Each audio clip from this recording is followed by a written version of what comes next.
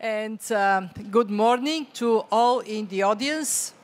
I am very grateful to you of choosing among the many events that are going on during the spring meetings exactly this one. And I can vouch that you have chosen right. And it is not because or not only because I have the pleasure to moderate this discussion, but because we have incredibly experienced and wise former presidents and leaders to be with us. My name is Kristalina Georgieva.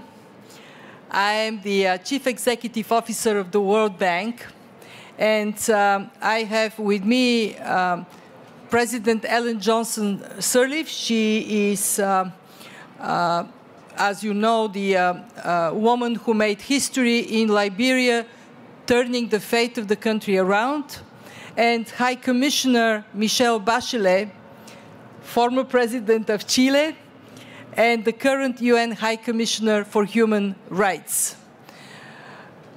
We at the World Bank, over the last years, have taken to heart the fate of people who live in situations of conflict, violence, natural disasters, factors that create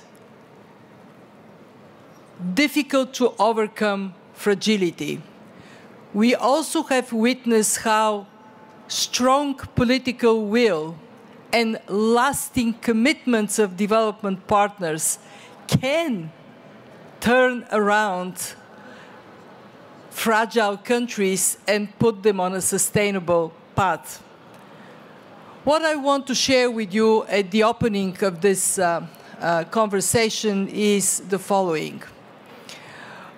We are in a place where what motivates us every single day is the mission of the bank to work for a world free of poverty.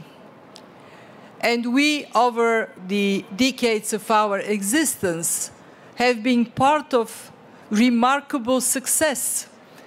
Poverty just in 1990 was 36% of the population of our planet. Today, it is slightly over 8%. And we have set a goal for ourselves that by 2030, it would go down to 3%. And the question we should be asking ourselves is how confident we are that we are on track. Well, if we go with business as usual, at best, poverty in 2030 would be at 6%. But this is not the whole story. What is much more troubling is that if we take out fragile countries, if we take out sub-Saharan Africa, poverty in the world would be down to 2%. But in sub-Saharan Africa, it would be 25 to 30%. And what we know is that the drivers of extreme poverty in countries where it is going in the wrong direction, not down, but up, up, up. These drivers, time and again, are all the same. Conflicts, natural disasters, very often driven by climate change, population growth in some countries where population growth exceeds economic growth, and the result is more poor people, not less. And last but not least, failures of governments. Governments who do not serve the needs of their people. So I always take as an example the trending of 5 countries where today 50% of the poor people live. So let me, to wake up the audience for what is going to be a great 1 hour, take a very brief test. Which are the 5 countries with largest number of poor people today? Let me hear you. Ethiopia, Nigeria, India. Nope. Nope. Not with largest number of poor people. Not yet. Very large number of poor people, very high share of poverty, but not with the largest number of, absolute number of poor people. So we got 3, Ethiopia, India, Nigeria, DRC. One more, Bangladesh. You got it right. So we have in these 5 countries half of the world's poor people. And the gentleman in the audience is right to say Venezuela, similar to, by the way, Syria, middle-income country where number of poor people skyrocketed in the last years. Now, these 5 countries, fast forward 2030, will find themselves in the following place. India and Bangladesh down to 3%, maybe even less. Ethiopia slightly down, but not down to 3%. And DRC and Nigeria up higher than they are today. What we know about both countries is that they are profoundly impacted by instability and conflict. So what we do at the bank is to make fragility top priority in the fight against extreme poverty. We doubled funding for fragile states over the last years, and we will continue to raise it in the years to come. But most importantly, we decided to work with leading figures to identify what is the strategic approach to fragility that is most likely going to bring results. Ask the world to help the World Bank serve these countries.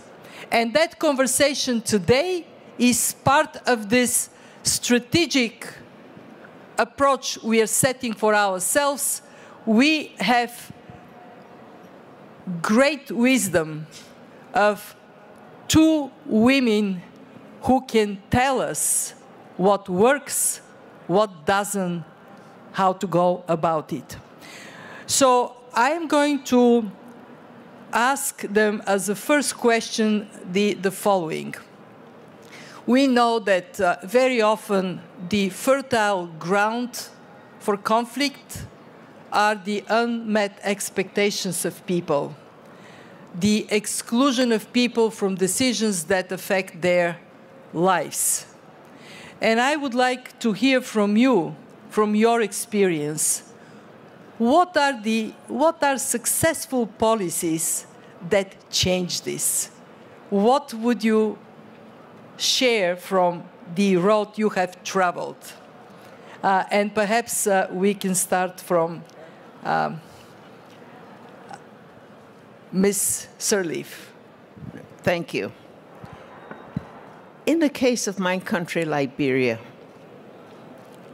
as a poor country, post-conflict, we had to take the first step of ensuring that we rebuild the country. A devastated economy, devastated infrastructure, one has to give hope. And the hope is to start off restoring those basic services, roads, schools, clinics, water, and all, so that people know that their life would change. But we also had some other innovative things that we did. We told, to our pleasant surprise, at the end of our first fiscal year, we had a budget surplus. And so we decided, and I think Steve Rattler was an advisor with me at the time, who's at Georgetown, we decided we were going to take $1 million of the surplus and put it in a fund to be managed by authorities in the rural areas. And they would then determine priorities based upon a meeting of the people in a general meeting and with local and national authorities. And that would be how we would enable them to be empowered to have ownership in the process. For us, it worked so well. Over the years, that fund was increased. People took charge, asking those who manage the funds, their local authorities and their local leaders, to tell them how to account for the funds. So what we call County Development Fund became a standing policy in Liberia until today. And that's something people identified with. We also determined that one needed to go down to the communities to see how the communities themselves felt with the progress and the challenges that we faced. And so that meant going into community meetings on a regular basis, sitting with them, open town houses, listening to them, talking to them.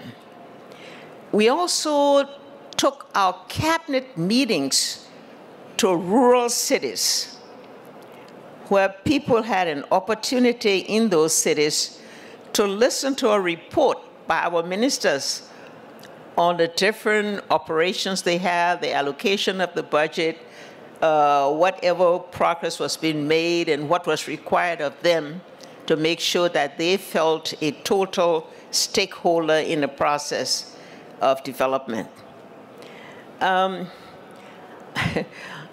I also knew that we have a very vibrant civil society that's always questioning. And so I started a radio talk called Conversation with the President. And that enabled me to get on the air on a bi-weekly basis, bi-monthly basis, and just have open-air conversation in which I would state where I thought we were making progress and I thought we were successful, and then listen to them, questioning, advising, criticizing, suggesting. And I think all of those measures, you can say, had one primary objective: getting to the people, making them feel involved, giving them a role, enabling them to have hope for the future. Particularly, like I say, ours was a post-conflict country where everything had to be reconstructed or repaired or rebuilt. And if we didn't give hope by doing those things of involving and reaching the people, it wouldn't be very long that we would have had dissatisfaction and tensions in the society. And I think for our first tenure, the success we had, and the World Bank supported us, not so much getting down to the people, but insofar as supporting us in the programs that was going to lead to the rebuilding of infrastructure and ensuring that basic services would be restored. Thank you. Well, listening to the people, empowering them with decisions that affect their lives, making sure that there is a sense of unity, and this is how President Sirleaf got re-elected. So I think she deserves a round of applause for that very good answer. And now we will turn to another president that got re-elected with a pause in between. What is your experience? Well, let me tell you something a little bit broader first, that I think when the UN decided, when it was created, that there were three key pillars: peace and security, development, and human rights, understood that all of them were indispensable to be able to ensure a peaceful and sustainable world. And we know that promoting human rights can prevent conflict from happening. And for example, if you in a country you ensure legal rights, people will understand that through the normal systems, they could solve their disputes and their problems, so they don't need to go to a violent form of dealing with them. If you have political rights, that the one that Ellen was mentioning, they will be providing the space where all these grievances can be addressed, can be discussed. Because as Ellen rightly said, you know, paper can accept everything.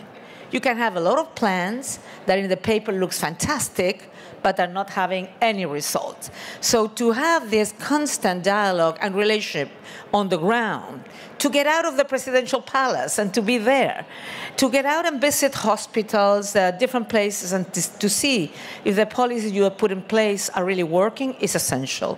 But also because, as I tell you, it provides people a space and the possibility to share with you their concerns, to share their disappointments sometimes, because sometimes things don't work great, and to know. And also because I remember once when I was just Minister of Health, a minister told me, you know, I have a meeting every day at 6 o'clock in the morning. And they were having shortcomings in a lot of things.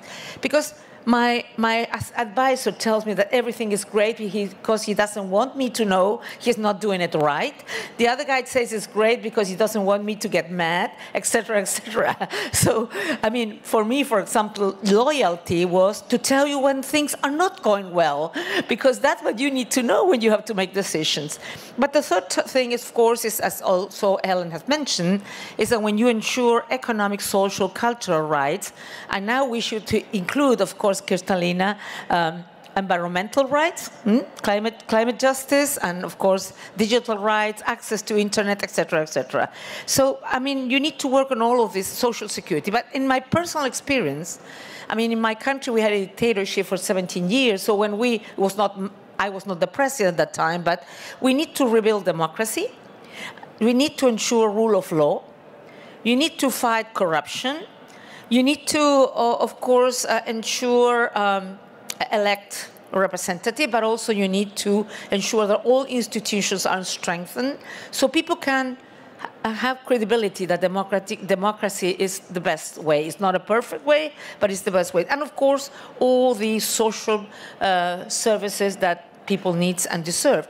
In concrete, what I had, an example that I can show is that I had to deal with the crisis at the end of the last economic crisis. And we said, I mean, and we have copied, if I may say, the Norwegian model on a sovereign fund because of copper. When copper prices were very high, we decided this sort of biblical phrase that it says that in the times where the cows are fat, you have to save for the times that the cows are slim or starving, if I may say. So we did that. We created this sovereign fund thinking that we needed to, I don't know the right word in English, but it's to sort of unlink, if I may say, the economy evolution with the social services. I mean, that it shouldn't depend that the economy is good, that you can continue providing social services. So that's why we created the fund. So when things were good, we wouldn't use the fund, but when the economy was weak, we could use that. And we developed a social protection system with lots of things. And as you know, I work also as a chair of the social protection floor in ILO, and now ILO is promoting universal social protection, and they have calculated that if you have a package of main issues from maternal benefits of a child and pensions, a couple of things, it is not more than 1.4% of GDP or something like that. So I think that that's one of the main things we did. We tried to ensure that people, I mean, not the poor people will suffer because of a global economic crisis. The thing that I learned, though, because there were people from Ministry of Finance who did that in that great plan, the economy defined as the 5th best in the world to deal with the economic crisis, not in terms of amount of money, but in terms of concept. there was nothing about gender, and every intervention was only thought for men, so then we have to correct it immediately.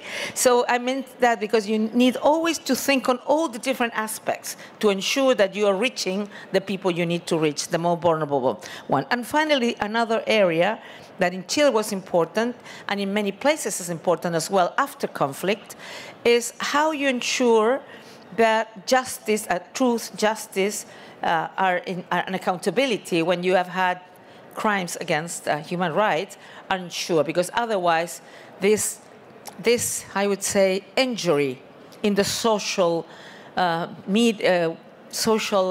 body when things are not addressed can be also an important source of conflict in the future. Well, thank you very much, Michelle. I am a big fan of what you have done to bring this rational approach to well-being of people based on sharing resources of today with the future when it may be tougher, but also making sure that social protection makes the society more, makes it fairer and therefore likely to have more unity. And now I want to ask you both a question. You are a sample of a very small number of women leaders. And when you spoke, I don't know how the audience felt, but I could hear themes that come across. Use money wisely, trust the people, they would make good decisions. Think of fairness. If it is unfair, it is not going to last. Be action-oriented. This thing on paper, good, but I want to see it in real life. What is it as women leaders you can tell us about the importance that inclusion means for security and peace? Ellen, you got the Nobel Peace Prize. To what extent having women in these senior positions improves the likelihood of peace and security? And what is it that you would advise the young women in the audience who ought to aspire to be like you, that they do?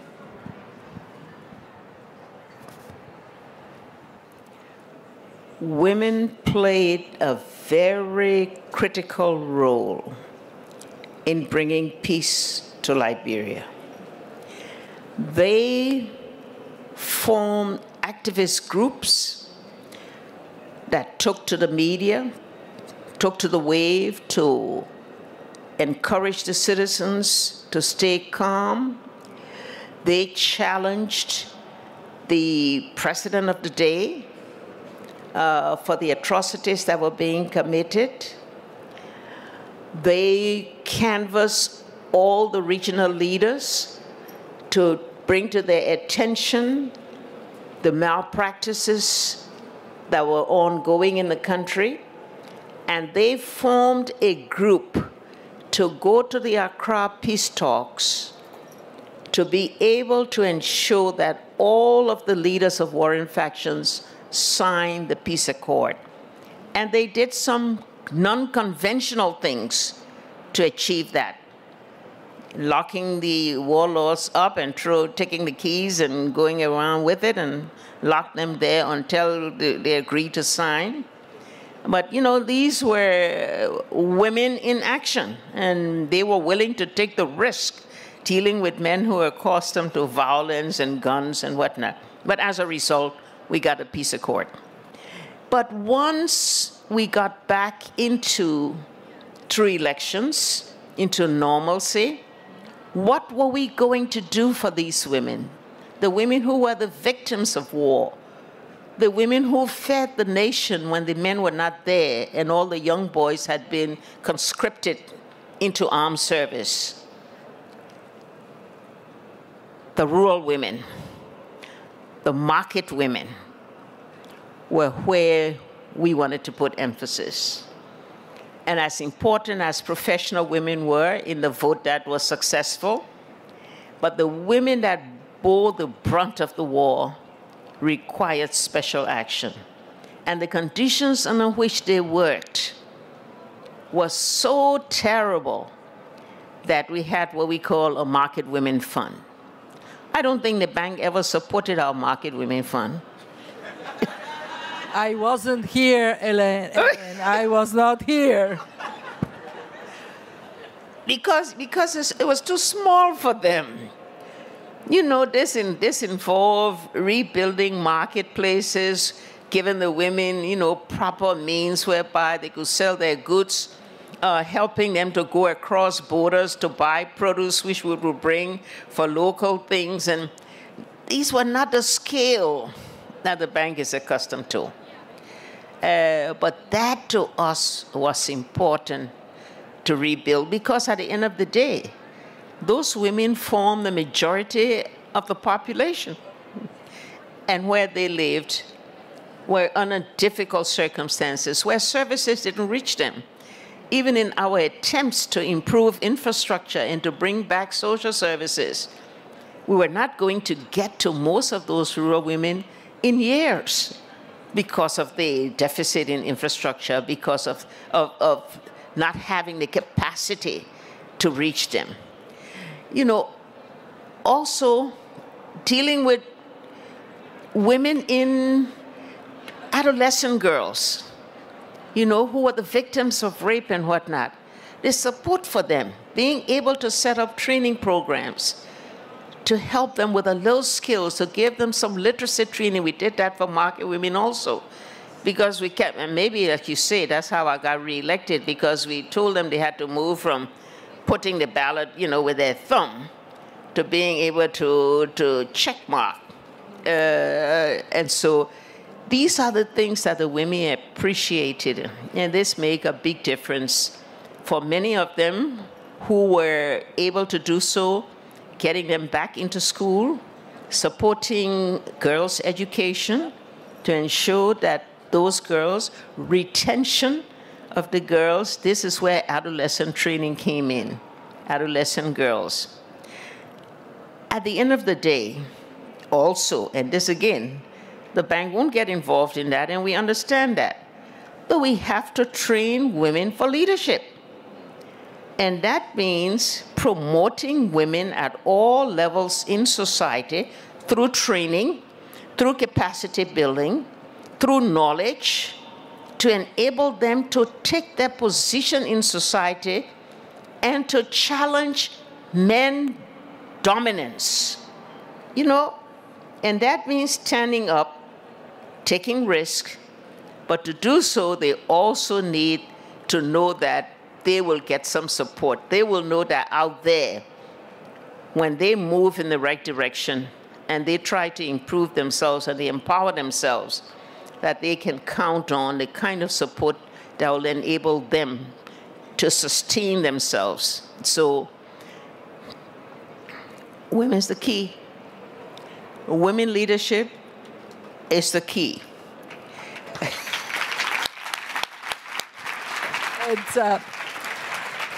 I'm as exemplified by you. I can proudly report that the World Bank has adjusted how we operate with regard to support for women. We have a large women entrepreneurship fund. We have programs that specifically support women to grow professionally and in terms of leadership. And all I can say is that you set the course, the World Bank followed. Good. We still have the market. Michelle, what is your experience? What is your advice to women and men in the audience? Kristalina, you could also speak a lot about that, because you were a minister and now you are in a very important position. But anyway, I can say, first of all, we say women can. Women and girls can, and that is very important. But because when we are talking about women, we're talking about inclusion. And we know that on conflict, what we have in at heart is inequalities and exclusion. We have all kinds of exclusion. And women, sometimes they are double, triple, or whatever discriminated because they're women, they're rural, they're indigenous, they're poor. I mean, the poverty in the world and in Latin America, but I think in the world has the face of a woman or a child. But if you have also a woman who has a disability or comes from an ethnic group, I mean, that would be a much worse situation. So we're talking not about only one woman. We have so kind of different women in the world with so many different challenges, and we need to look for answers to all of them. Because it's different, a professional, urban women in a country than all the other situations. But anyway, I think that it's very important, and also because what Helen has shared with us in conflict situation, or unfortunately today, even in countries who has come to peace, gender-based violence and rape is not only used as a weapon of war, but unfortunately, in some countries like South Sudan, it's still happening in places where there's no war anymore. So women are still, because they're in many places, they are considered like citizens of second class, you know? They're not considered people with whole rights. So we need to work on stereotypes. We need to work on cultural changes. And we need to, as you have done, and I was with Ellen when we inaugurated the market. Remember, Ellen? I went there for the 8th of March. Yeah, we were there. I mean, I don't think we put much money in because I was UN Women at that time, but we were celebrating with Ellen over there. So, yes, the thing is that I have to say that Ellen knows a lot about women's and peace. She is a Nobel Peace awarded. So that is something she knows a lot, isn't it?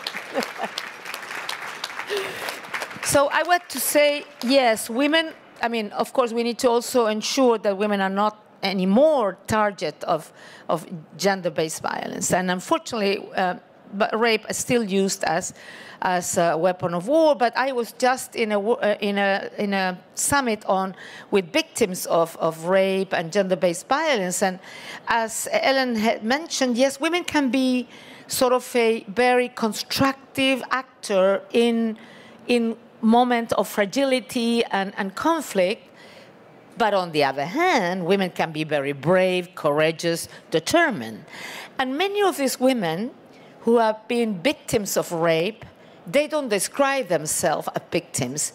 They describe themselves as survivors. And they're fighting there, organizing themselves, being the voice of those who can still be victims to ensure that we can stop these things from happening. The other thing that I wanted to say is that people say, but probably neither all men are the same, neither all women are the same. People say that we women are more inclusive in the way we work, in the way we do business, etc. I don't know if that's true. I've tried my whole life to be very inclusive because I believe in the people, in participation. I believe that no one has the truth, and you need to listen much more to many people, and you have to be surrounded with good people who can tell you different important things, provide you with good ideas. So maybe we're more inclusive because we have been excluded historically, or maybe, I don't know why, maybe because it's something that it's theirs. But I think we need to continue empowering women, but not only empowering I mean, we need to, I would say, progress in very concrete ways. I am somebody who supports initiatives like quotas, because in many places, if you leave things naturally, it will take, when I was at UN Women, we would say 80 years for women's equality. Now the last calculation was 110 years until women will really have equal opportunities and equal rights. So you need to ensure that in the legal framework of each country, you take all the steps needed to put women in the same condition as men, in the political level, in all decision level. So that's why when I was at government, I decided, when I arrived to the government, I said, how we can include more women on boards of companies? Because you need at all levels. And of course, you need to empower the women at the community, but also, you know, they need role models. They need to know that women can, and that I can. And those little girl, when I was Minister of Health, they would tell me, look, I want to be a doctor. But when I was president, they told me, I want to be a president when I'm older. So that means that you can give this model to so many girls, and that will change the life. So I'm just finishing saying that we need to ensure at all those levels that women have the opportunities. And if I can give a message to women, girl, I mean, first to the men, don't be afraid of us. We want you to have great opportunities in life. And we want you to be happy, but we women also want that. Yeah, and so, so for women, I would say, please believe in yourself and never give up. Thank you.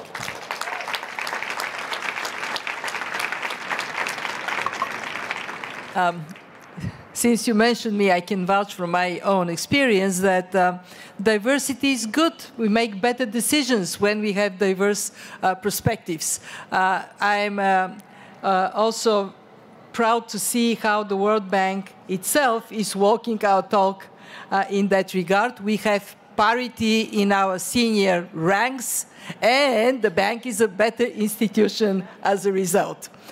I would like to take you on a question that is so very important for work in fragile contexts. And it is the ability of different communities to work, professional communities to work together.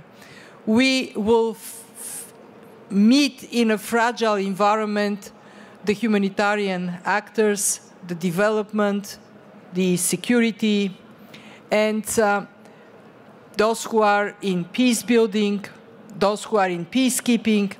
And the question is, from your observation, from your experience, how can we faster come to a point when the unity of purpose of these different perspectives delivers more for people, delivers more for peace, for development, for meeting the most urgent needs? How to make sure there are no silos, but we all work together? What you have observed works, and what is it that you want to tell us it doesn't work, fix it? Ellen? One of the greatest challenges faced by post-conflict countries are all the multiplicity of actors who want to come and be a part of the development process, all working in keeping with their own rules, procedures, requirements, desires, and priorities. Not only the official development institutions, bilateral, multilateral, but then the large number of NGOs, domestic NGOs, international NGOs, and all the crowding of everyone with their own pride.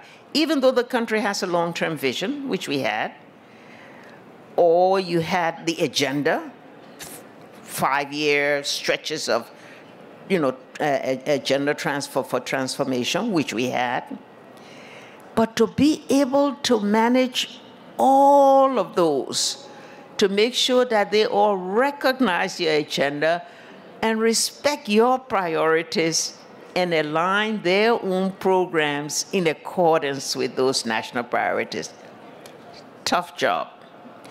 We established a development alliance with the objective of bringing everybody together periodically, every month, in a meeting chaired by the president, in which we looked at the successes and progress and the challenges and obstacles and found solutions to them.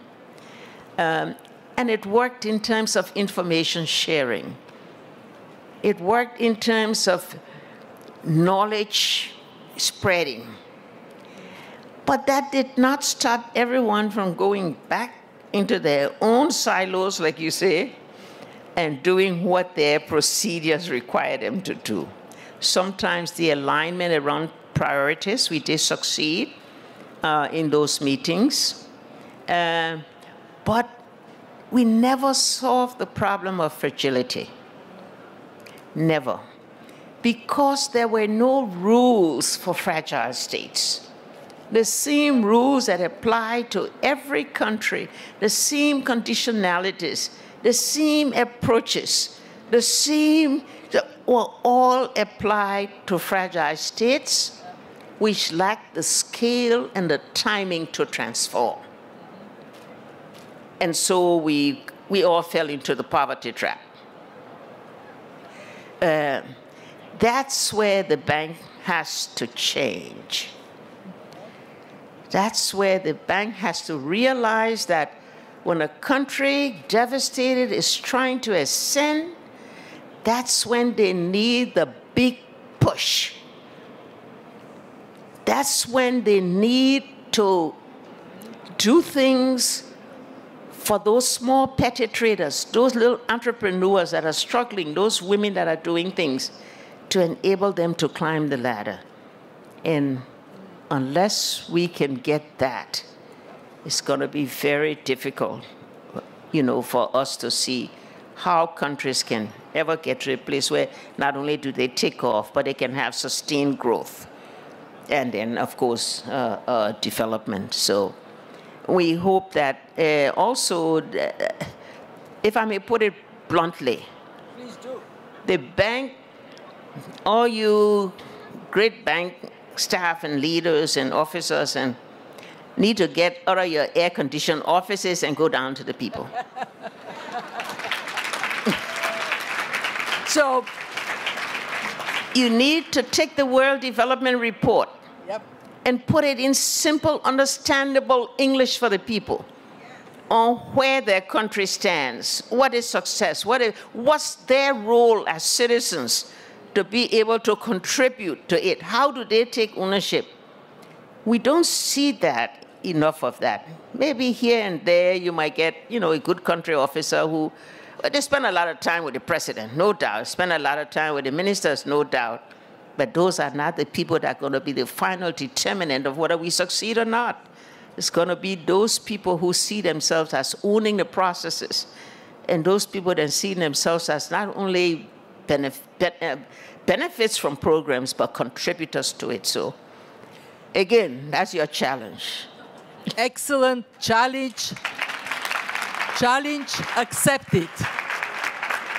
We will talk more about it just in a minute. Let's hear from Michelle. And actually, Ellen already stepped into what we are very interested to hear. How should we shape a strategy that actually reflects realities and helps us to be successful? Michelle. Well, I think... Hello. I think this is, you mentioned how not to work in silos, but first of all, I have to say this is a challenge inside governments. Because inside governments, they also work as sectors many times, and they work with the international community on their sectors. So health minister work with PAHO, in our case, or WHO, and so on. So the first challenge, I would say, is in a government to ensure that you have a cohesive, coherent program that is according to your interests and ambitions and not to elsewhere's ambitions. And in my case, because I realized that, for example, the Ministry of Housing will make fantastic new social houses in a place where there were no health facility, there were no school. So we made sort of committees or ministers that will think strategically, and they will plan that this kind of intervention, they were very good, but they had to be in a coherent way to really solve the problems. But then you have the second issue that you mentioned is how you relate to partners. And let me say something that is not related to my experience as president, but it's my experience now. Because, and I don't know, Kristalina, what the World Bank is doing in regards of the development reform that the UN is developing, because on the development reform, all these UN partners, all these development agencies, and not only development, all the agencies in a country will have to develop a so-called common the CCA is that the Common Country Assessment, all of them had to get together, take out their own agendas, try to think on a real assessment on the country situation, whatever is it. It's a fragile or not a fragile country. They will have to do this. And then, according to that, they want to develop their so-called UNDAF, that is the UN Development Assistance Framework. I hate the tribal language of the UN, I have to say. Huh? I always try to speak in Spanish or in a people language, because otherwise nobody knows what you're talking about. But this is a framework to see how you're going to support a country. And that UNDAF has to be approved by the government. So that will bring national ownership, that what you're talking about. It's not that I come to a country and say, look, according to my opinion, you have to do this, this, and this. It might be right, may be true, but that's not the priorities of the government. So if you want to make them change the priorities, you need to work with them, you need to convince them, you need to show. But in the meantime, you need to support on their things. And what Ellen was mentioning brings me back to discussions that I had in the UN when we are UN women, that many times a country was coming out of a war, and then as UN, we asked 20 different goals. Like I would say, but you cannot ask a country who just said that they were killing themselves and have no institutions to be Denmark tomorrow, to be a Nordic country tomorrow. That's impossible.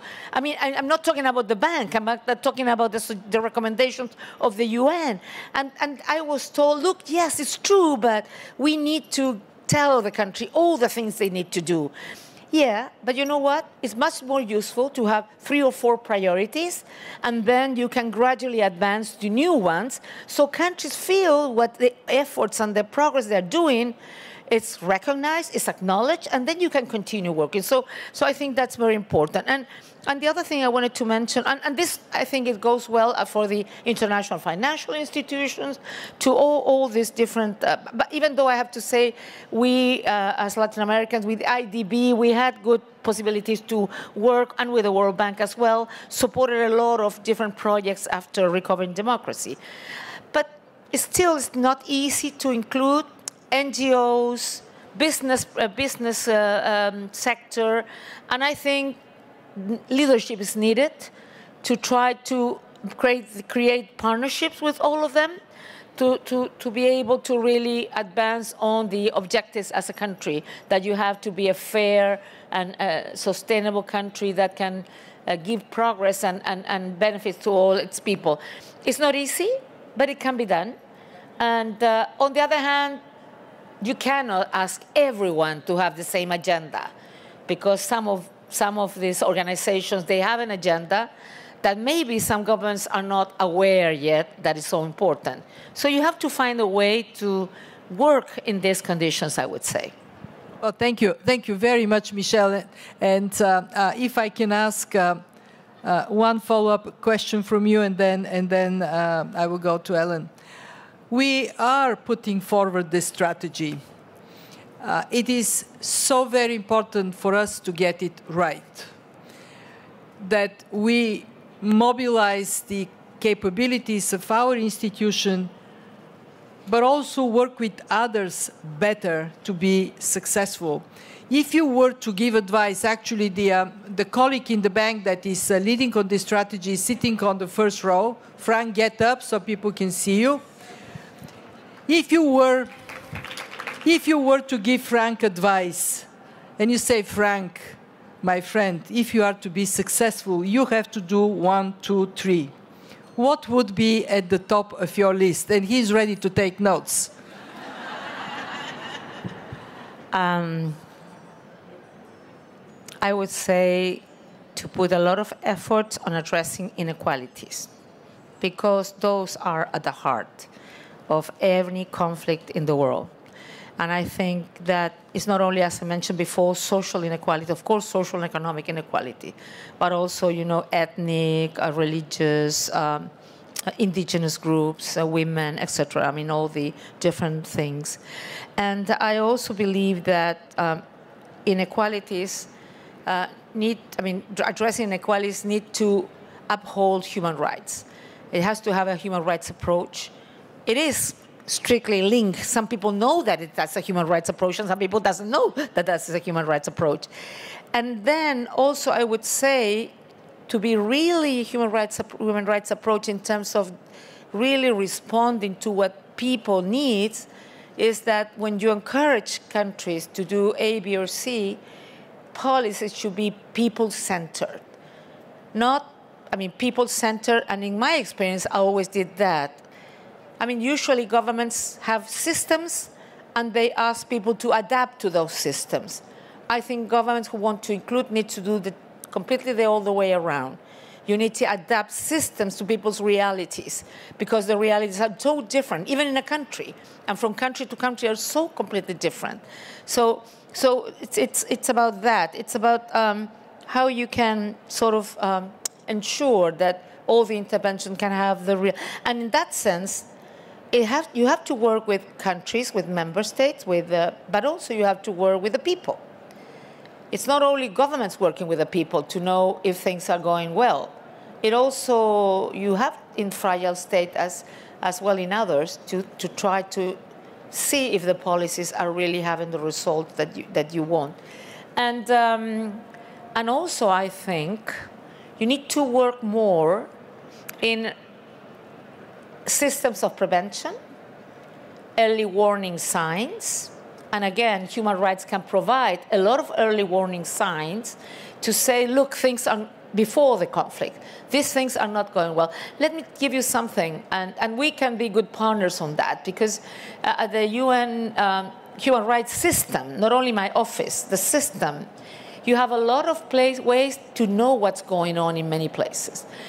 You have the office that does monitoring and reporting on the field in many places and giving information as what's going on. So you can put the alerts, the yellow alert, the red alert. Then we have the Human Rights Council that had a lot of reports and so on. We have the special procedures. That's tribal language, but that means special rapporteurs on different country situation, or on poverty, on exclusion, on arbitrary detention, on extrajudicial killing, etc. All kinds of violence against women, disabilities, aging people, etc. And they all give reports that can provide information. We have the so-called treaty bodies. That's all the treaties that governments have signed, that is on child, that is this year, the 30th years of the Child Convention, on torture, on human rights. A lot of them that also provide information. But why I'm saying this is, and I want to give you one example. There were special rapporteurs on Myanmar many, many years ago. And there were 5 reports that told us so long before that what happened was going to happen if there's no early action. So what I mean to say, if you work with yourself and other organizations in terms of early warning sign, but that's not enough. We need early action to avoid conflict from happening. It can be done. Sometimes you cannot, but you have to try to do as best.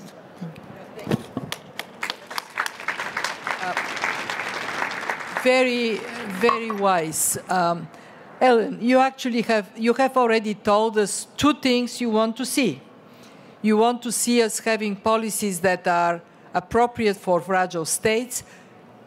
In a way, what you told us is, please don't expect a country coming from conflict to cross all the T's and dot all the I's that an institutionally strong country can do.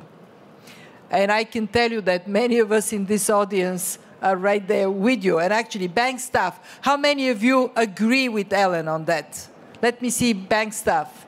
Well, and non-bank staff also can raise their hands. And you also told us something very wise. You, bank, you have to be there. Not here, but there. And it is actually a big part of our push to move people to the ground. So what else would you add? If you were to say, and there is this one more thing, Kristalina and Frank, that you absolutely have to embrace, what would that be? strengthen institutions. To give them the capacity, the ability to manage the programs. At the policy level, we may have all the capacity, but when it comes to the implementation of programs, if you don't have a civil service that is well-trained, that has the proper systems installed to ensure that that management, the programs can easily so. Institutions. Find a way for some combination, some integration, some partnership to build the private sector. Unless we have a private sector that is growing, that is expanding, that is investing, we will not create the jobs for those thousands and thousands of young people today that are going to be the one that will lead to instability in our countries. Do something about the training of our media. They can be a powerful, unrecognized force in whether the country succeeds or not. And so providing them the training, the exposure, and whatnot, so they become professional media practitioners, does a whole lot to support the government in its communication effort with the people. Finally, let's get civil society involved in some of these. Let's have meetings with them so we understand their issues. You know, let women lead. You talk about early action. I'm glad you mentioned that, Michelle. Right now, I don't want to call country names, but we got 2 countries right now where everybody sees the warning signals that is going to be a political problem in no time. But no action is taken. And lots of money going to be spent when those countries go into conflict. To the UN,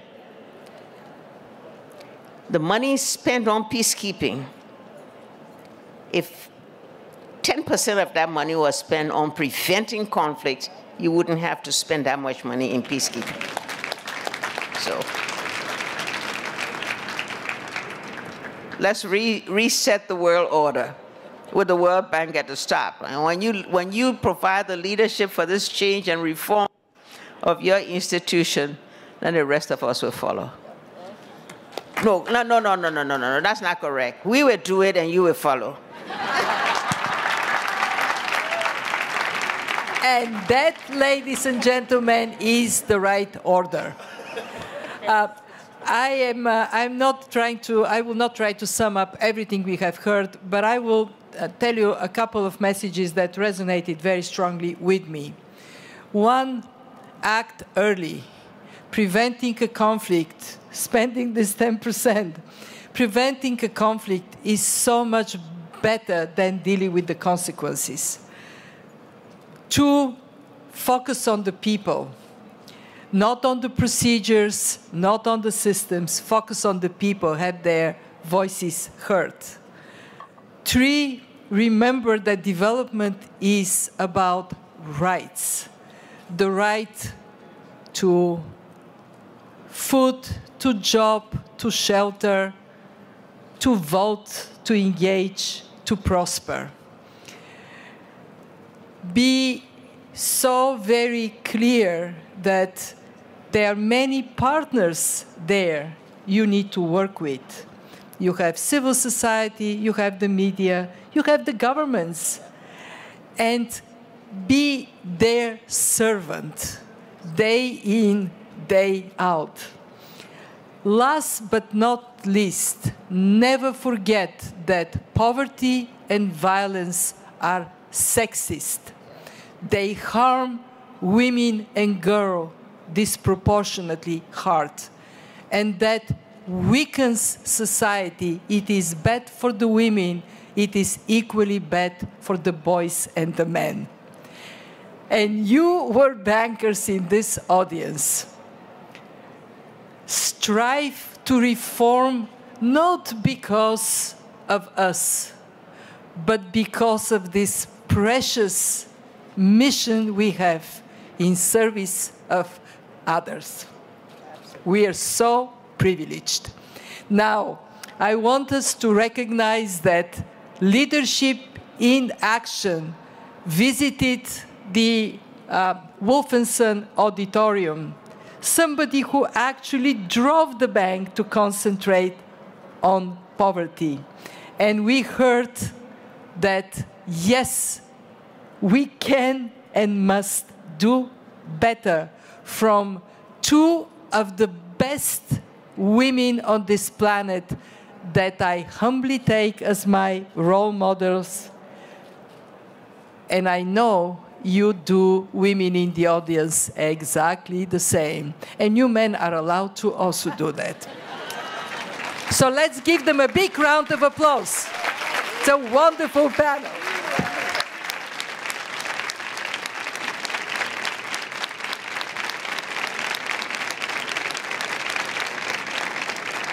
Thank you, Michelle. Thank you, Ellen. And Frank, you have your job cut off for you. Thank you all.